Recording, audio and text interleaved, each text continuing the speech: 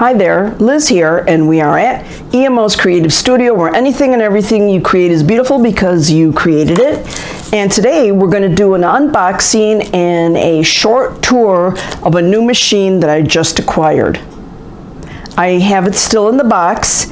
I'm going to show you what's in the box, but I will take the machine out of the box off camera because it's so big and bulky.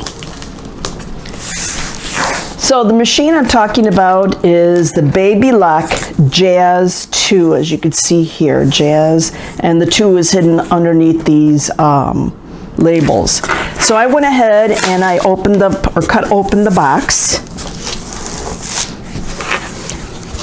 and let me get this camera up a little bit higher so that you can see what's in the box.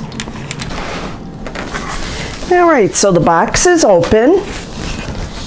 And it's well packaged, and if you remember the labels that were in the front, there was a label that said fragile on it. So right here is a dust cover for it. Of course, it has the name Baby Lock. Then the next thing you're going to see is the instruction and reference guide for the machine. Then the next thing we're going to see is the knee control. I believe this is to lift and lower the presser foot. Now, as you can see, the machine is well packaged, and like I said, I'm going to pull this out off camera. This is the Baby Lock Jazz 2 non-computerized machine.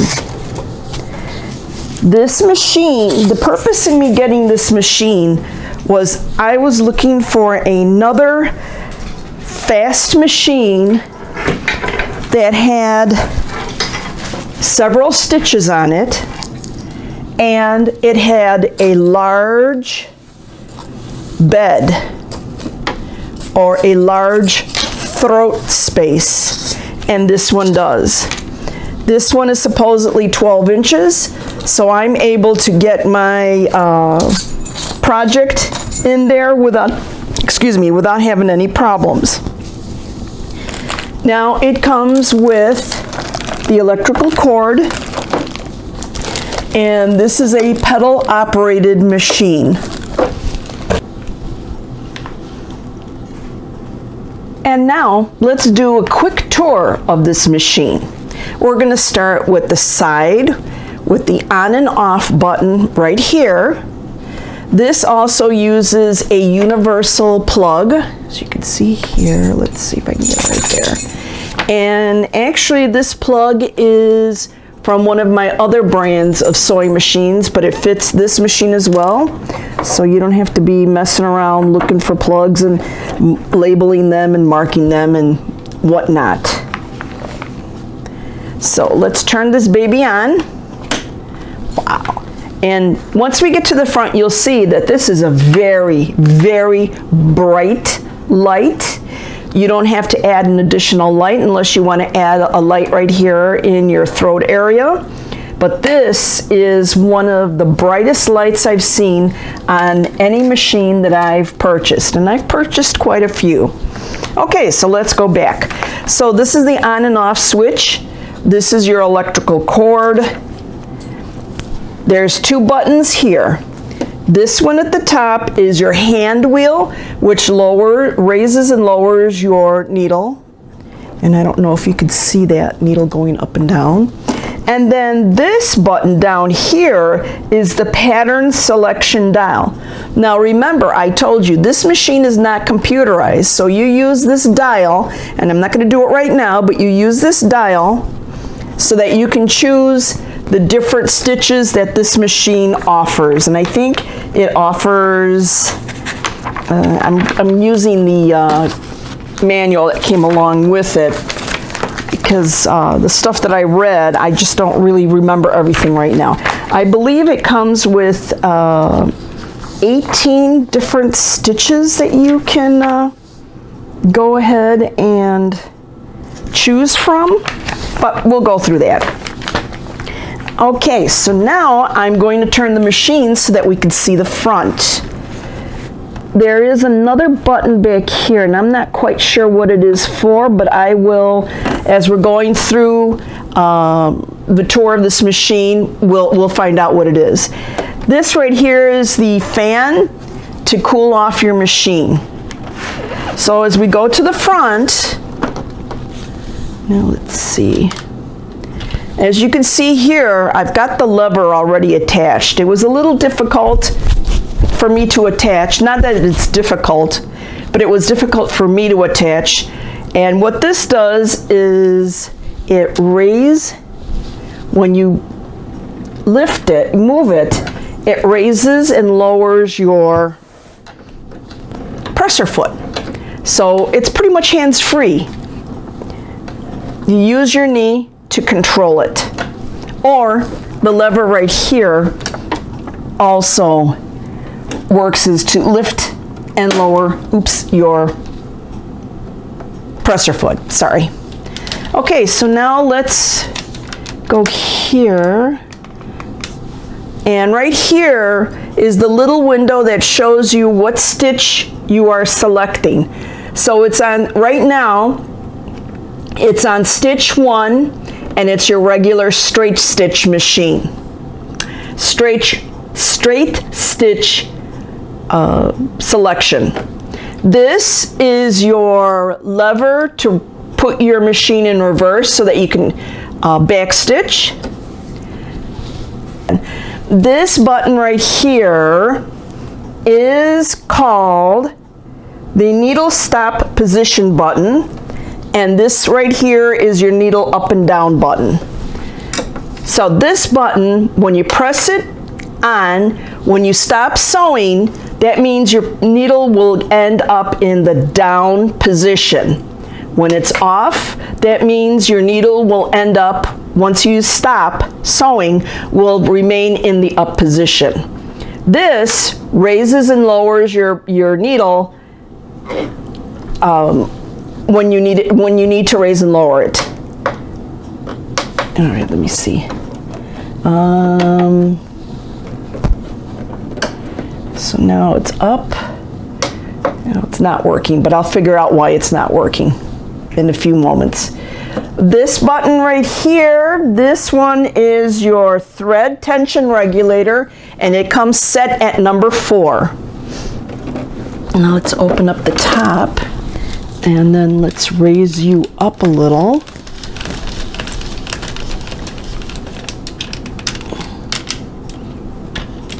Let me get you closer. So have you look down upon it. We'll start from, I'll move you a little bit, and we'll start from this end. And let me stand up to do this as well. Okay, this is the stem where you put your bobbin. This button right here regulates how long your stitch is. General stitching for quilting is 2.5, and the number is related to millimeters. It's not the American standard of inches. So 2.5 means that the stitch is 2.5 millimeters long.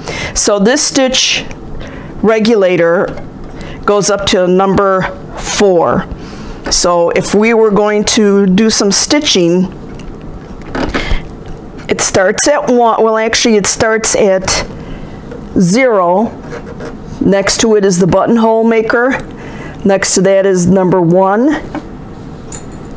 No, it's the buttonhole maker still. Now it's number 1, number 2, and if we were going to do some stitching, piecing, that would be 2.5.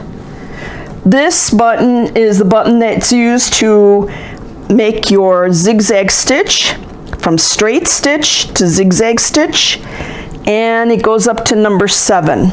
Now I'm going to leave it at number 7 right now because we're not doing any sewing. Now up here you will see that there is a illustration of how to either wind your bobbin. It actually is only the illustration to how to wind your bobbin, and everything is numbered here. Okay, let's see what this is. This is the bobbin winder pre-tension disc. So I will show you in another video how to wind your bobbin on here, and I'm going to do it in another video because I want to practice on this first. I'm going to show you how to thread it and how to wind it. So let's move on a little bit this way. This is your spool to put your thread. Your spool to put your thread on. Some more instructions on how to thread your machine. And then up here are the different selections. Okay, there's 27 different stitches that you can do on this machine. Not 18, 27.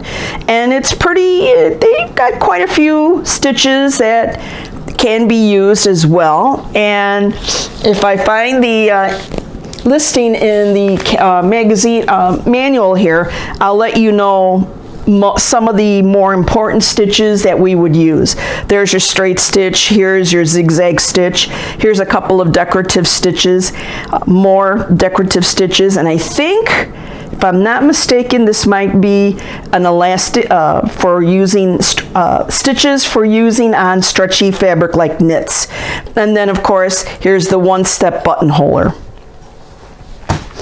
All right, let me sit down again so we can move on to the next. So I'm going to go ahead and close this. This is so neat. There's a handle to carry, even though this machine is big, it is a little bit on the heavy side. I would not recommend to take this machine to classes or to quilting sessions. All right, let me bring you back down.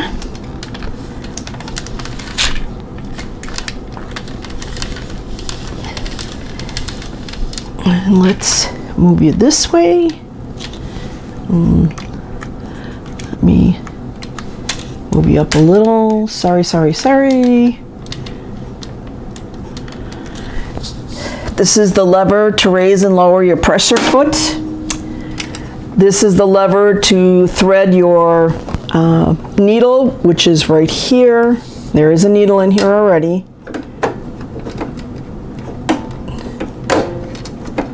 There you go. Now it's working. There you go.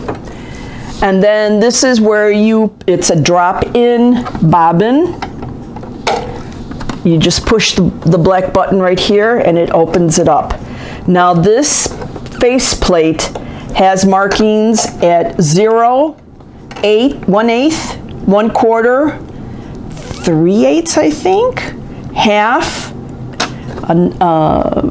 5/8, I believe, and 3/4, which is pretty neat. All right, so you can see, here's your bobbin. It comes with a bobbin. It's a drop-in bobbin. Again, I'd like to play with this machine before I show you how to actually use it. So it's really neat. I like the fact that it is a drop-in and you can actually see. Now this is a free arm machine, and I think everything is still taped, but it comes with a storage bin, right? Storage bin right there.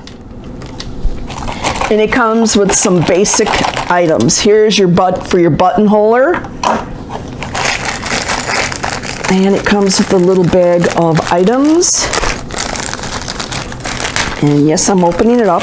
I'll probably put it into a Ziploc bag so I'm not losing pieces. It comes with an additional spool for your thread. Let's put it in there. These are your spool thread holders to keep your spool from flying. You throw the spool thread. This is a little brush for lint and a seam ripper. What's in there?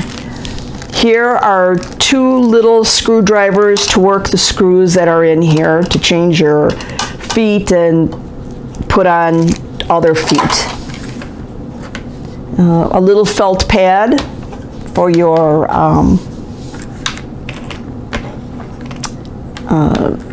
spool, some extra bobbins, and an assortment of feet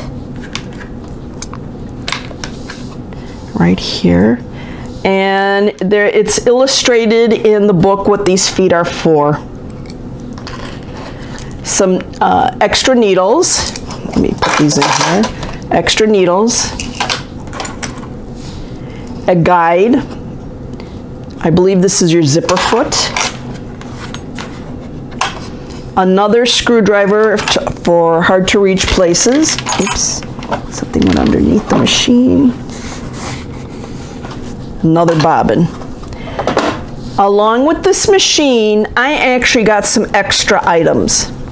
What I got was a walking foot, specifically for this machine, and a Baby Lock 12-foot kit.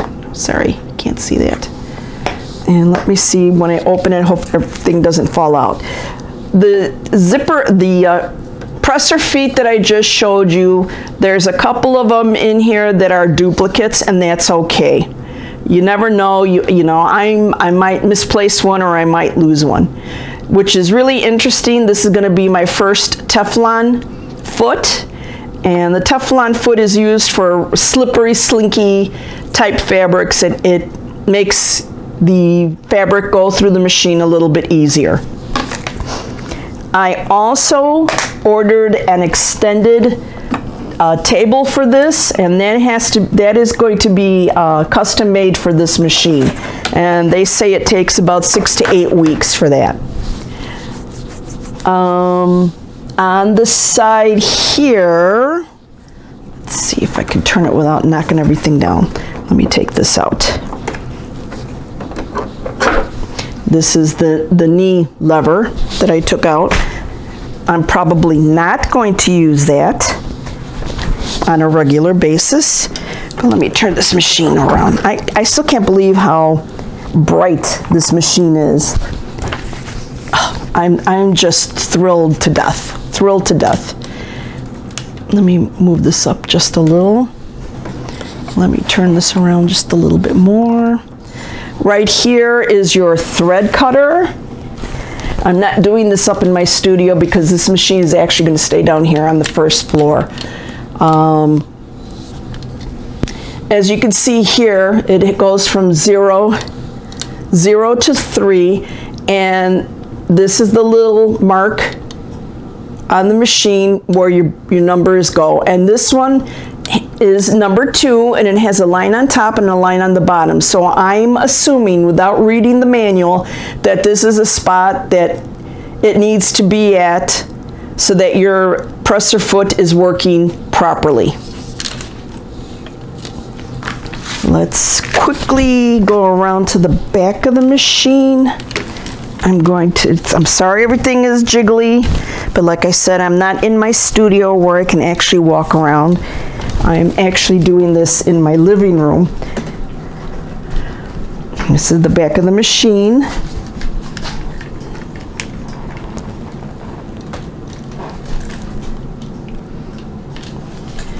This is the back of the machine. See, it's Baby Lock. It's a really nice machine. There's the handle. Jazz 2. I just can't get over how bright this light is. This is pretty neat. Cells. This button right here is to attach your foot so that you can sew. Silly me, silly me. So this was a quick run through of what this Jazz 2 machine looks like, unboxing. Like I said, I'm going to go ahead and play with this machine, and see how it works, how you thread it, how you wind the bobbin, because it seems like it's not typical to most machines. And I want to make sure that I'm doing it correctly and showing you how to do this. This machine cost me about $800. It's a maybe mid-range. The other machine that I use, the other baby lock, was $1,500, but that's a professional machine. I believe this machine can stitch up to 1,500 stitches a minute. Again, I have to read through the owner's manual to actually let you know. So, with that being said, this was a quick run through, quick unboxing of my new machine, the Baby Lock Jazz 2. Again, this is a non-computerized machine, and I'm super excited to start working on this, especially with the fact that it has a large throat and that it has a nice free arm.